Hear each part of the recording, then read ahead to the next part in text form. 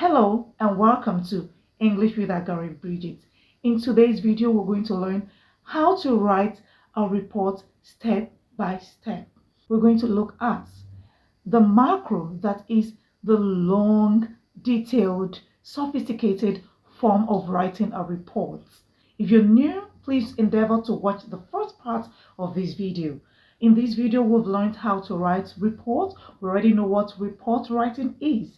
And for a recap, report writing are detailed form of writings in organizations that informs, that gives a review of monthly or yearly reviews of the activities that have taken place in our organizations. Your organizations could be academics, it could be the government, it could be any forms, it could be any kind of organization. Let's dive in. In the detailed, sophisticated report writing, we have the following formats: the title page, abstract or executive summary, introduction, body, conclusion, recommendation, and references/appendix. So in the title page, you have what the report is about, who wrote it, and when. Just like in the micro reports. But in this form, you have to give these details.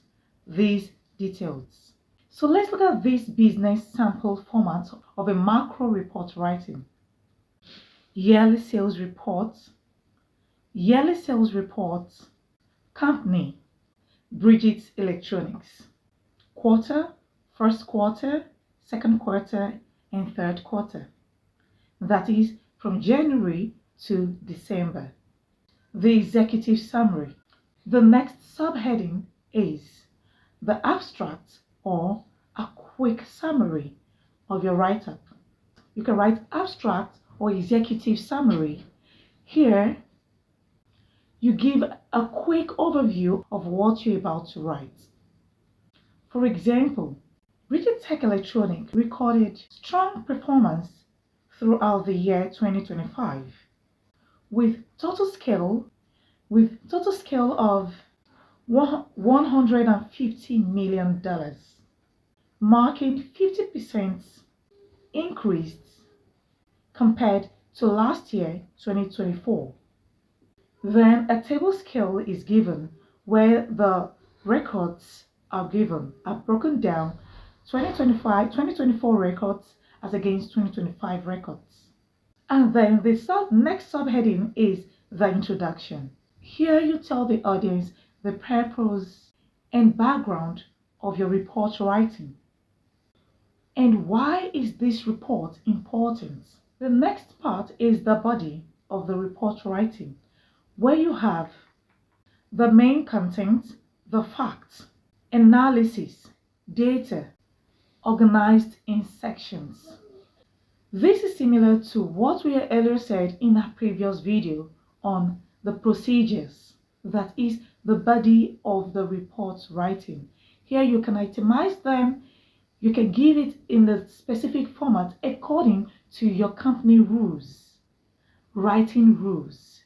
So note that every organization has its own writing rules, so you should learn your organization's writing rules and ethics. The next part is the conclusion and recommendation. Here, you wrap it up by giving us a quick summary of what you've written so far. It could be in a sentence or two sentences. Remember, you don't have to write too much so that you don't lose your major points. Or you write conclusion first, where you wrap it up, followed by recommendation. Here, you tell us what you found. What did you find out? That's the question. What did you find out in the course of this investigation? Remember, report writing is all about investigation and what should be done next. You tell us what you found out and what is to be done next. Remember, this has to do with critical thinking. You have to think clearly and write logically. Lastly, we have the references and the appendix. The reference should tell us the source or the sources of your investigation or your information that you're giving, charts or extra details. A quick recap on how a report Writing should be step by step. First, the title, summary, introduction, body, conclusion, reference, or appendix, and appendix. So, what are your writing tips? What should you know before you write your report writing? That is the writing tips. You have to be clear, as simple as possible. Do not use big vocabularies that do not fit. That means your diction must be on point. Use headings and subheadings that guide your readers or your listeners. Stick to facts and not opinions. Not opinions, but stick to facts. Because your summary should tell us about the facts that you've gathered and not your opinion. Your opinion can come as a recommendation as a result of the facts that you've given. Use visuals if possible. Use visuals like charts. Use visuals. Charts and tables make information easier to digest. Proofread. Proofread. That is, you have to read again to ensure that there are no mistakes. Because these mistakes can actually ruin your write-up.